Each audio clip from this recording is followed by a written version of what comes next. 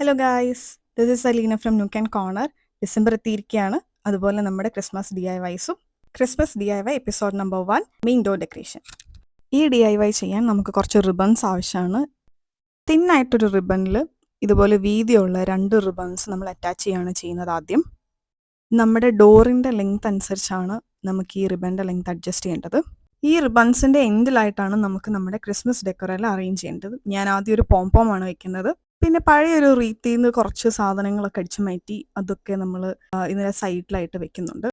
ഈ പോംപോമിന് ചുറ്റുമാണ് നമ്മൾ നമ്മുടെ ഡെക്കോർ ഐറ്റംസ് അറേഞ്ച് ചെയ്യുന്നത്. നമ്മുടെ കയ്യിൽ ഉള്ള സാധനങ്ങളൊക്കെ വെച്ച് നമുക്ക് ഇഷ്ടമുള്ള രീതിയിൽ ഇത് അറേഞ്ച് ചെയ്യാവുന്നതാണ്. പ്രധാനപ്പെട്ട ഒരു കാര്യം പറയാൻ മറന്നുപോയി, ഇതിൻ്റെ എൻഡ് ഇതുപോലെ മടക്കി കൊടുക്കണം.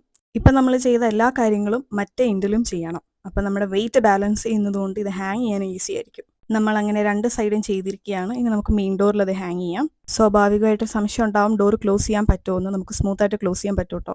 ഈ DIY ഇഷ്ടപ്പെട്ടെങ്കിൽ വീട്ടിൽ ട്രൈ ചെയ്യുക. ബൈ.